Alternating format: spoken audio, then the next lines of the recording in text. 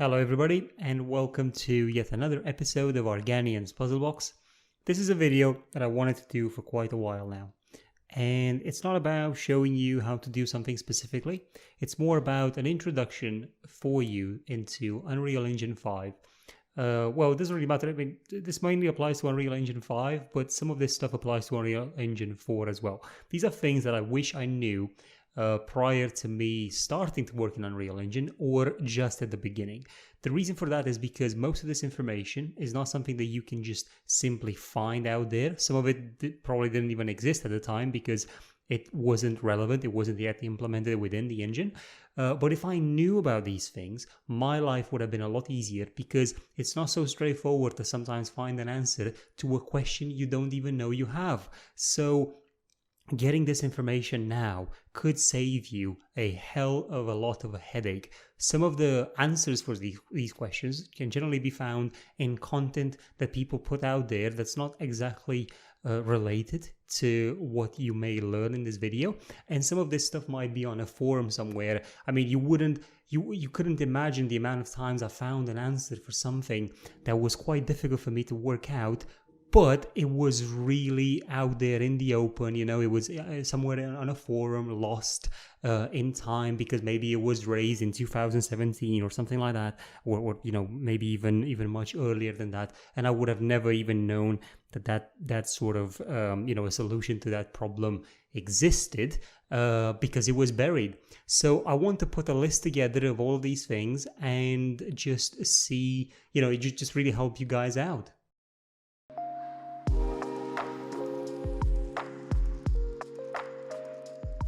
This tip is all about Unreal Engine 5, and it's something that's been added in Unreal Engine, the full version or the pre-release version of that. It wasn't in early access, but it is now, or it may have been there, but it wasn't really affecting anything.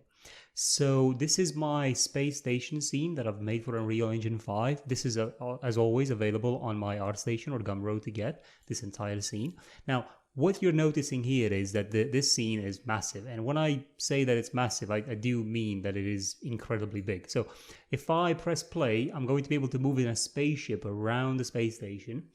And this, by the way, comes in with the project. So you can then move this. You can see how, you know, at 12 meters a second, let's say, this is how fast I'm moving compared to the spaceship. So this is pretty fast, and if I press shift I can go incredibly fast, you know, and this is at 200 now meters per second. Now if I would use the same speed to go towards this planet, you'll notice that I am not making much progress towards the planet's surface, and that's because the planet is so big and so far away that this is actually it's about 1,000, the radius of the radius almost of our Earth planet. So this is how big the scene is. And if we look back towards the space station now, since I've obviously traveled a lot, that's where the space station is. And I've traveled quite a bit. So to get there, it will take me some time to get back to the space station.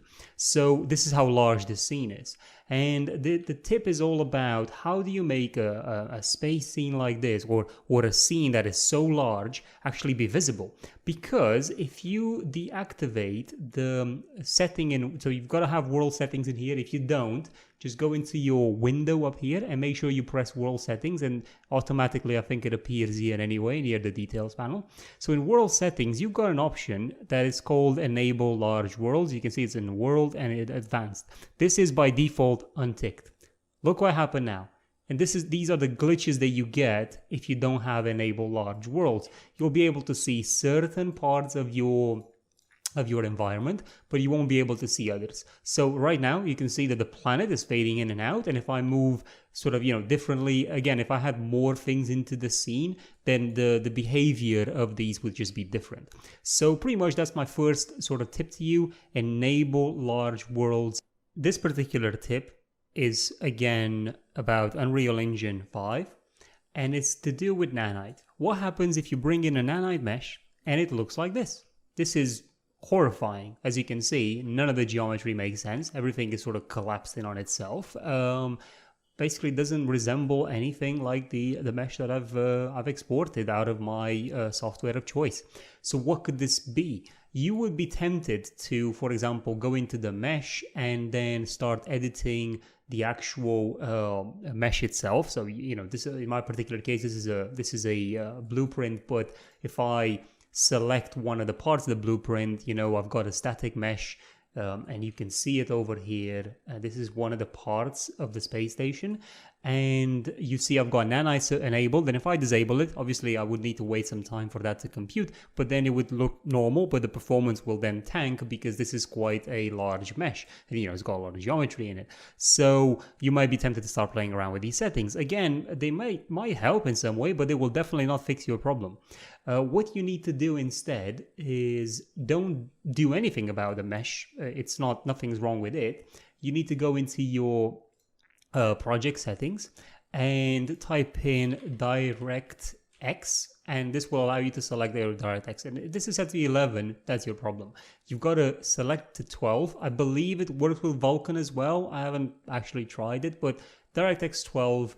Maybe you can, you can also activate the SM6 experimental if you want to. Again, these are more for more advanced sort of users and who know what they're doing, but you don't need this. You just need the default RHI needs to be DirectX 12, and the engine will ask you to restart. So if you press restart now, obviously the engine will reload the scene, and in my particular case, it will load the default map, which was not that space scene, but instead a sort of a setup scene where I've got a space station loaded. It will take a bit of time for it to load.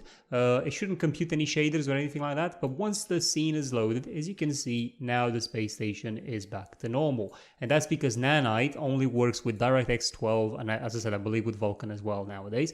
So if you don't have those, and if you don't have that enabled, it will look wrong. And especially if you're transitioning for Unreal Engine 4.27, or if you were on Unreal Engine 5 preview or early access or anything like that, you might be actually in DirectX 11, because Nanite used to work in DirectX 11. I don't know why they've changed it now to DirectX 12 only. It could just be a performance thing, but I'll do some digging into that. But in the meantime, that's your fix. Now, in this particular tip, it's all about the sequencer.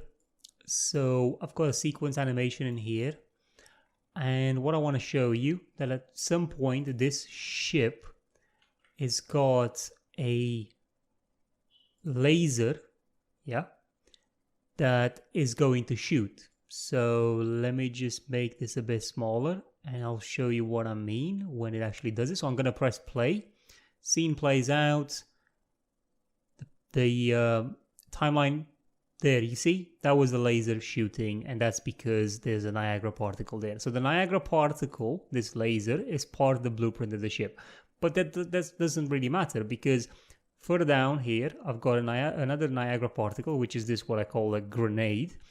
And there's another life cycle there. And if we press play again, you can see that there is the effect. So it started literally when this life cycle was hit.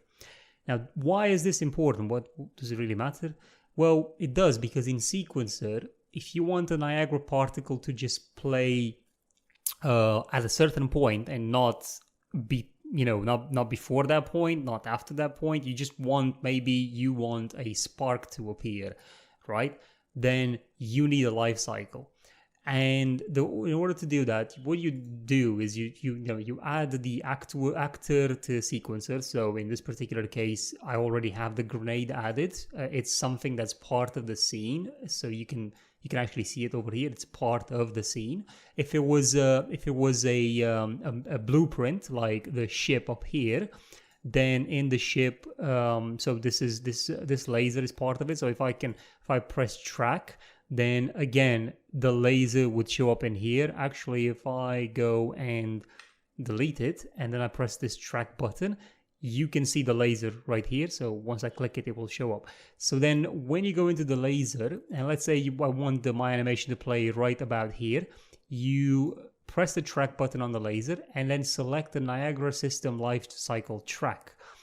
And what that means is obviously the laser will shoot, and the laser, because of how big this is right now, the laser would literally shoot for that amount. So if we press play now, you can see the laser starts shooting, and because the life cycle is so long, the laser will keep going, and it will keep going, man. It will keep going until the life cycle is over. Now, please bear in mind that the life cycle does not mean that your particle will stop doing whatever it's doing just because it reached the end. What it means is the emitter will no longer emit the particle. That is a very important distinction to make, because if you're if you want to end the particle at a certain point, maybe here, obviously you just make the life cycle smaller, so then it will obviously end over here. But if your particles have a lifetime of maybe 50 seconds or whatever, they'll just keep going, because the particles that have been generated up to this point, so from this point to this point, they are still alive. The particles need to die off.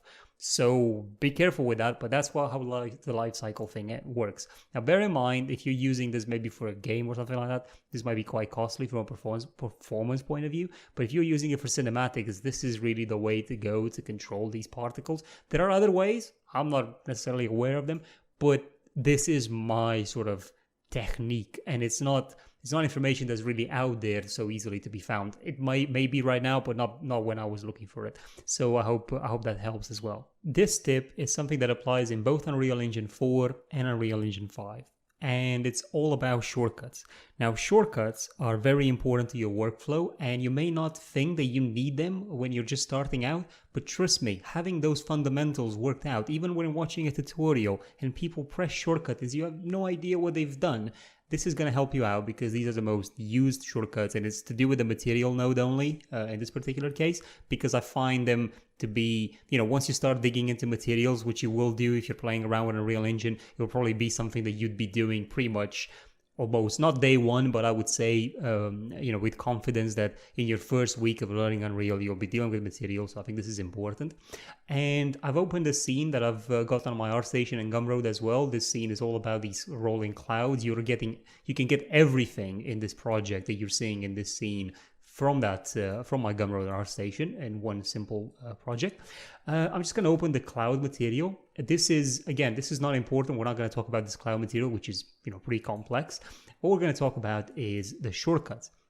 So one thing to note is that, for example, this here is a one constant one value constant. That's what sort of like it's called, and this represents a color, by the way. Now, in a sense of the value of it will, if you change the value on it, it will go from black to red, but that's not important here. It's a 0 and 1 thing. It's a one value constant. If you keep one press on the keyboard and left click anywhere, it will add one of these. If you keep number 2 press on the keyboard and add again, it will add a 2 value constant. And if you check here, this says value for the 1. So let me just add one here just so you can see it. This says value, and it's only got the red channel. So that's why when you go from 0 to 1, it changes from black to red. This one has got a red and green channel. So, if you press this arrow here and you go to 1, it will make the constant, the value, make it green.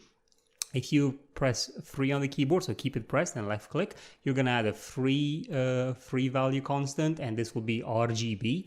And then if you press 4 and click on there, you're going to have an RGB and an alpha to work with, alpha being what determines how visible it is. So those are shortcuts for that.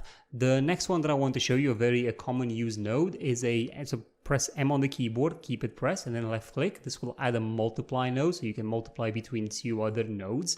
Again, depending on whatever application you've got, you're going to find use for multiplication. For example, maybe you want to multiply the intensity of an emission by, just really putting. So, for example, you can put this point into the multiply into the emissive color, and then you may want to multiply. So let's say this is, instead of that being just black, we're just going to take this one, change its color maybe to a red, just like that, a red tint. We connect this over into here, and then this value over here, we change this maybe to a 5, and then we apply, and that will change the material. and then it breaks my it just broke my material by doing that. But again, as I said, it's for your application. In this particular case, the emissive doesn't actually work in my it wouldn't work the way you intended. I'm trying to put this emissive to 0, but there's just a use for it. So you could, if you have an emissive material, that's how you could multiply it. The next one is D on the keyboard and left click. That adds a divide. So these are mathematical calculations. So this is a divide. And you can also divide by, you can put a number in here, and then you can divide by 5, and you can see that sort of changes. It will now divide this number, or whatever this value is, by 5. You can have A pressed and then left click, and this is an add number. We all know what add is in math. Or you can do an S and left click, and this will add a parameter, a scalar parameter that you can then rename to whatever. So let's just rename it to test. And if you put this into anything in here, into emissive or whatever, this scalar parameter, if you I've named it test. If you apply this, which is obviously still a value of 0, if you actually open you right click and you create a material instance of this material, and you then double click it, this will open all the parameters that are available in that material, and test is one of them. So if we go in here and we have a look, you can see test is under the global scalar parameter value, and that's where it is right there. And why does it come under global scalar and not maybe at cumulus nimbus or cloud scale or anything like that? Is because I haven't actually added it in any of these. So in theory, you should be able to if you look over here, you should be able to create a sort of a tag to this. But that's more of a thing to do with if you want to add in here some group. So you could rename this group to something else. So anything in here you could add it to a group, and then it will show up in here as part of whatever group it is. If not, it will just show up as a global scalar parameter. So that's how that functions. And that's those are some really nifty and useful shortcuts to use in the material node editor of Unreal Engine. Now this tip is to do with a very annoying thing that I've experienced in Unreal Engine, especially when I've started using Unreal Engine 5. It's when you put together a scene, a nice scene, whatever. I've got this one here where you've got like a ship interior, and then this beautiful sort of space visage outside, and maybe you just want to test your scene and see if your character will be big enough for the scene. So you press play, you have a player start in here. I can already tell that my scene is not right in the sense that the scales are wrong, because I'm literally grinding myself on the floor and the chair is too tall or anything like that. So what the hell, that's a problem, but that's something else entirely. It's to do with scale. But then look at these 2 circles just follow me around. What the hell are they? So this has actually puzzled me for a while when I first started using Unreal Engine, because I had no idea how to get rid of them. And some projects had it and some other projects didn't when I created them. And this really pissed the hell out of me, and I was really struggling to try and find a solution to this. And I looked online and, hit and miss information about it, but I did find the answer in the end. But why have the frustration when I can just show you what you need to do? So to get rid of these, basically what they are, they're touch inputs for your mobile. But this is not a mobile project. This is just literally a project for a PC, for Windows. So you can go into edit, project settings, and then go down to input. And what you'll see in here, it says to mobile, always show touch interface. Just untick that button in there, close this, and then press play again. And that's it. It's gone. Simple fix. I know it sounds simple. I know it's trivial, but trust me, that thing would show up in your renders. It's unbearable to think that there are people out there just like me who would struggle with finding a solution to that. It sounds so stupid, but it is as simple to fix as that. But then you just wouldn't know. You know what I mean? Especially if you're a new starter. Especially when you start out, you will eventually get to do some lighting in your scene.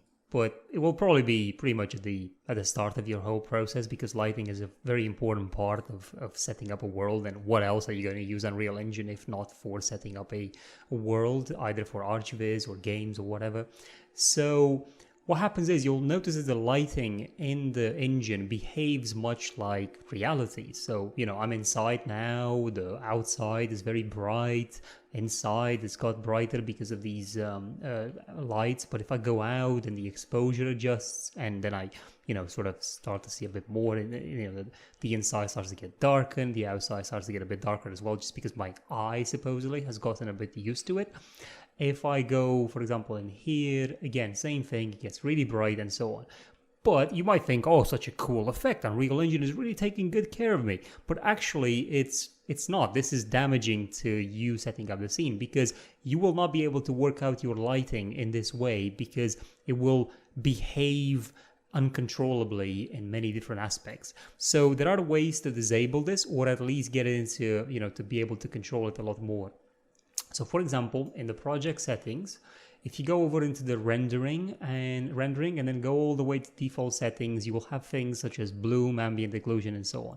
In here, you have an auto exposure setting, which would then sort of not override, but unless you put a post-process sort of setting inside the world, like a post-process volume in the world, then without that, the engine will just use the project settings. So in here, you have auto exposure. If I take that off, all of a sudden the scene has now changed. And this also means that nothing really changes as I go through through these areas. Like, you're not really going to see much of a difference. As you can see, sure, these things sparkle, and that's to do with the bloom setting. It's nothing to do with anything else, but the outside and the inside is generally the same. So that's one way of just pretty much not having any auto exposure. You can enable it again, and then you can also change it to, so this is a histogram, 60-bit histogram. You can use a basic or a manual, and in manual you will have to actually add in some a post-process volume. But in my case, I'll just leave it to histogram for now. It's fine. Just move the scene a little bit so it starts getting its lighting back. But I do have a post-process volume in my scene. So you can just add this by going to this cube. The post-process volume is something that you will add regardless of what you do in Unreal Engine. This is a very important setting to use. And you will find it over into, where was it added into here? I think, sorry, yeah, I think it's in volumes. I'm not really sure where they put it nowadays because it's an Unreal. I generally just search for it. So if I see if that's the problem with Unreal Engine 5, you can't really find these things. It's in visual effects. It's over here, as you can see, post-process volume. The problem with this, browser is that it's, in Unreal Engine 4, you can just type in and it will find it for you, but now it's finding it for you per category. So yeah, but anyway, that's where it is. It's in visual effects. So you just drag and drop it into the scene. And this is my post-process volume, and the settings at the top are going to be, bloom, exposure. So exposure is literally one of the first things you'll find in here. So what you need to do is activate metering mode, and you can see it's already set to auto exposure histogram. Now, the post-process volume, if we go down here, by default, I believe, the infinite extent will not be active, which means that the post-process volume is only applicable wherever the post-process is. And in my case, it's all over the map. But if this was very small, like if the post-process volume scale, actually no, it's quite small. So it's not actually affecting us where we are right now. Yeah.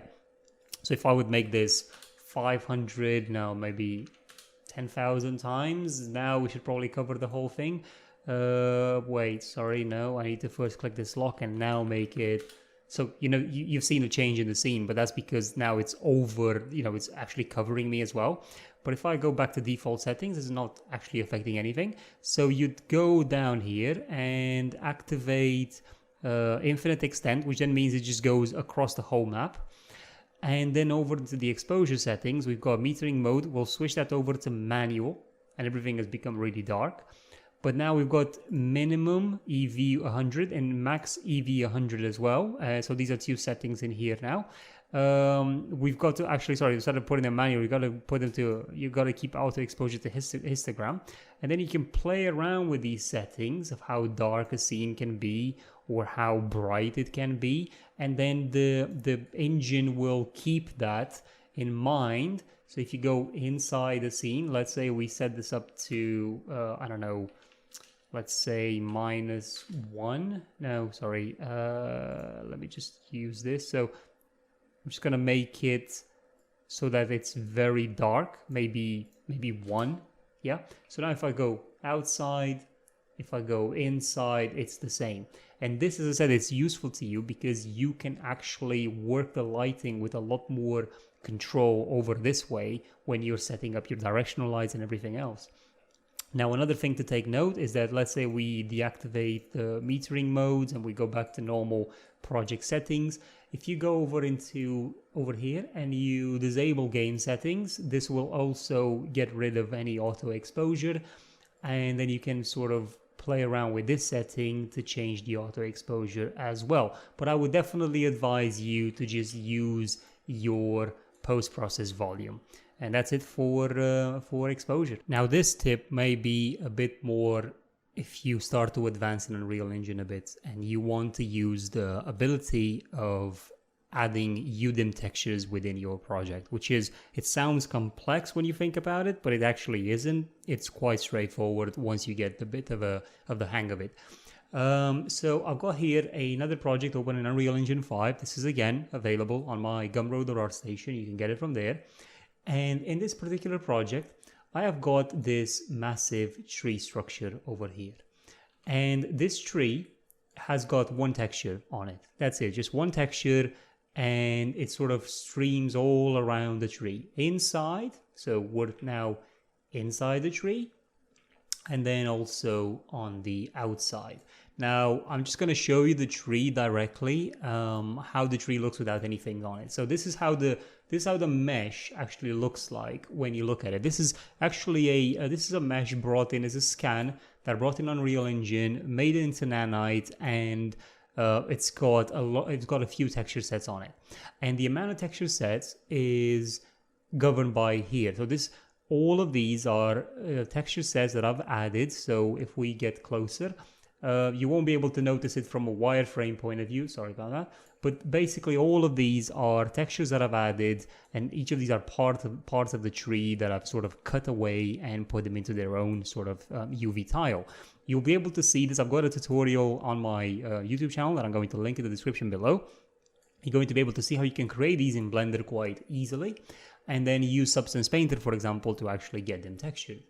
So what's the benefit of this? Well, one of the benefits is that you can easily have a merger between multiple texture sets, and although I'm not able to really showcase them in here and show them to you, but I'll point something out here. For example, this over here is a different, so over in here, it's a different texture than over in here, in the sense of it's a different texture set. So this one over here is different from this one over here. There are 2 different texture sets, and the reason why this has more detail than this one is because you're gonna get closer from a camera point of view to this one than you are to this one.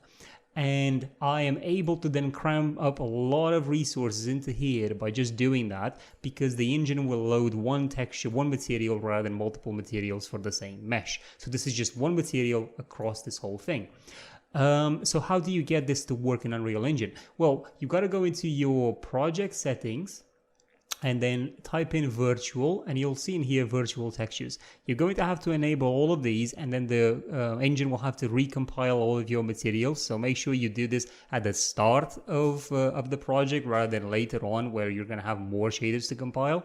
And I would suggest you use this anyway, because this will help you in things like blending the terrain with your meshes, and it will also help you to stream more texture within your scene without a certain limitations of texture streaming cap. As you can see, I don't really have a texture streaming issue as well. The performance is a bit low just because of how overly populated this entire world is with foliage, which is not Nanite. But if I remove all the foliage, and trust me, this scene is quite big. If I remove all the foliage from here or just optimize it a bit better, then it will be fine. But again, this is a really good way of you to import UDIM. Just have a look at my other video of how to actually create UDIM for your materials, especially for large assets such as this. It can really come in handy when you put them together. So in order to, one thing as well about this whole thing about UDIMs is that when you look at the material, it's the material itself, and then there's just 3 nodes for me that I've exported out of Substance Painter. There's a normal map, an ambient occlusion, roughness and metallic, and then a base color. And the system automatically loads all the textures. So if we go into the texture folder, this is what this these are the 3 materials these are over here. So it says VT on them, and you can see that they're showing multiple textures on each of these. So these are the virtual textures that are loaded in as UDIMs. It's just 3 textures for that entire mesh, and all you would need to do is drag them into a material and plug them in, and that's pretty much it. Like, you don't really have to do anything in terms of setup, because the system will automatically load them. So it will know, for example, that this is a virtual color, and it's not just you can't even switch it to color actually. Just make sure if you're getting any problems here, like sample source, make sure you put this as wrap and not leave it. I think the default here is from texture asset. Just put it to shared wrap, and that will eliminate any issues with texture streaming or anything like that. Now, a lot of times you're going to start Unreal Engine, or especially when you're starting it for the first few times, you want to get going. You want to start building the world, right? The landscape and so on. But you need some lighting in your scenes. Now, obviously, when you start an Unreal Engine project, I know that the level generally comes with default settings such as lighting, setup, and so on. But what if you just create a new level and you've got nothing? It's, right now this is the same level that we had open before in a previous tip, but you can't see anything apart from these particles because there's no light in it. So I've deleted all the lights. Now, a very quick way to get this running is to go over into your window and open Environment Light Mixer. And I would advise you to use this every time you can. So you press Create Skylight, and it's created a skylight. Create Atmospheric Light, and has created a Directional Light. Don't press the second one. You're not, unless you're going for a very specific, very advanced lighting setup. But just keep one Directional Light. Create Sky Atmosphere. Already our scene has started to look a lot better. Create Height Fog. This literally adds fog. And then create volumetric clouds, which then adds these default clouds. Obviously, the clouds that I was using are custom made, but now you pretty much have a scene going here, right? You've got height fog, you've got lights, you can press Control L on the keyboard to move said light, and you can see how that's changing the settings and really it gets you going straight away by using the Environment Light Mixer. And I believe William Fosher, if I'm saying that name properly, on his channel, he goes into more in depth on how to use this and how to use these settings. But yeah, I just wanted to share with you guys as well, because I think it's very useful and it's a very good tip. So start using it straight away. Yeah, it just makes your lighting be almost, I wouldn't say 100% ready. I would just say it's about 70-80% there once you do that. So it's really good. Now, this particular part is to do with Unreal Engine 5 and Lumen, and it's about shadows. Now, when you look at this scene, everything may seem in order, but it's not, because if I get closer, you can see shadows appearing. And that's because the scale of the scene is so big that shadows, there's nothing that you can do with directional light. I've tried everything. You wouldn't be able to see the shadows. So they just sort of, you get closer to the camera and then the shadows appear. So unless you sort of create a hard shadow, a sort of input shadow like I've got on this ring, that's different. That's not an actual, that shadow wouldn't update in real time, for example. Now, if I move away, you can see the shadows disappearing and then appearing. And that's because I'm using Lumen shadows. But if I would use ray tracing shadows, then that wouldn't really be a problem. So in the project settings, when you create a new project, you've got the option to select in there with ray tracing. If you do that, it will just compile the shaders with ray tracing. If not, you can just enable it from project settings, type in ray, and then just press it. It will ask you to restart and recompile shaders. Now we can go in here and we can click all of the both of these, you know, ray trace shadows, ray trace skylight. Nothing will actually happen right now because I do have a post-process volume that is overriding that. So if I type in array, what you're seeing here is it says lumen reflections. It's using the project default, so I could change that to you know, something else, but that's not really the purpose of this. It's all about shadows. So wait 1 second. So in here we got ray tracing, global illumination. If we press the type and then we switch from disabled to, I don't know, final gather or brute force or whatever, in some way we've sort of, you know, we've enabled ray tracing sort of thing. But that's not, you know, again, that's not what that's not how we're going to do this. How we're going to do it is we're gonna go into our post process, which has got infinite extent enabled, and we've got global illumination method, and we're going to switch that over to standalone ray traced. And you can see something happen with the shadows there as well in a way, but not really. It's just lumen no longer casting bounce light. So we've just disabled that, and then we've got reflections. We can switch that over to ray trace as well. And then I believe I can't see them, but they should be in here where it says shadows. Let me just, oh sorry, the shadows are actually in the directional light. So let me just type in shadow, cast ray trace shadows, and we'll just say enabled. And now we've got ray trace shadows, and these shadows, no matter how far away I go from the scene, they will not disappear, but they just look completely wrong. Because this is a nanite mesh, and nanite is not actually intended to work with ray tracing that well. Now, William Fosher, I think I'm saying that name right, he's shown us a solution to this, and I'm really grateful for it. So I want to share some of that with you as well. So head on to his channel to see it there as well. But basically, we can type in the command line here, we can type this command, which is r.raytracing.shadow.enable two-sided geometry, and we can switch that over to 0 because it's by default 1. And if we put that over to 0, you can see that that has solved our issue, give or take. It is not a perfect solution. Like, you will still see over here, for example, some weird shadows popping up. And the reason why that's happening is because in the spaceship, for example, the nanite mesh, if I open this ring, what the engine is doing with nanite, it's basically approximating. So you see, you've got in here, it's got a fallback mesh, and right now the fallback mesh is set to 1. If you set that over to 0, then we will get better shadows in here because the mesh will be far less cold by nanite. So if we go switch over into nanite visualization to triangles, if we decrease the fallback, the percentage there, then basically the mesh becomes a lot more, you know, closer to the reality of what it was when we imported it. But if we do that, then we're going to lose the performance of nanite. So you can do this as well. Which would then help. You can also, as I said to you, add in that command line, which again will help. And then there's another sort of solution, which would be to, obviously, in your directional light, just ensure that you don't use in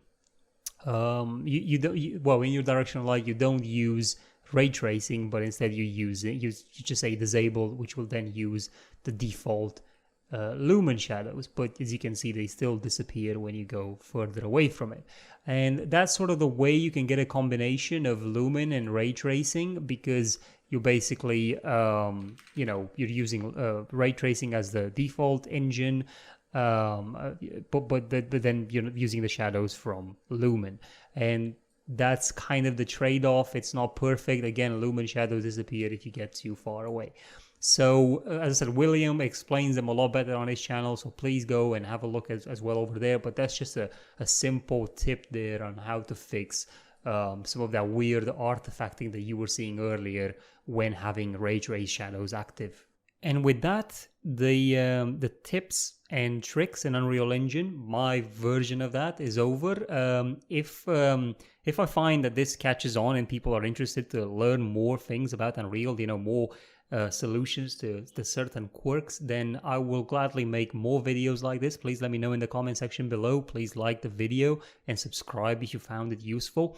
I'm sure there'll be some things in here that you didn't know about, and I'm sure there will be people who knew these things. If you knew all of them, please let me know in the comment section below and just tell me about things that I didn't know. but if you didn't, if there was some in here that you didn't know, please leave a like and subscribe, and then also leave your own, maybe your own questions of what else you'd like me to cover and show you guys how to do, because we're all here to learn. And I also want to thank all of my Patreons, because they're supporting me every month. It's been a thrill to have them on board, and they come back with feedback, they come back with requests, which I really enjoy. They know what's up, they know how to get their stuff. So all my projects are available on Patreon. So for a simple subscription, you pretty much get the stuff that I've got on my ArtStation and Gumroad. So if you really want the shortcut of getting that content, that Patreon is the way to go. If not, as I said, you can support me on ArtStation and Gumroad directly, where you can just get the content piece by piece. That's fine. But yeah, thank you guys for watching. Thank you for supporting the channel. These space scenes and everything else that I've done has really exploded, and I'm really thankful for that. So yeah, we'll just keep creating, keep inventing and finding new ways, new refreshing ways of making really cool environments and projects. Thank you for watching. See you in the next one.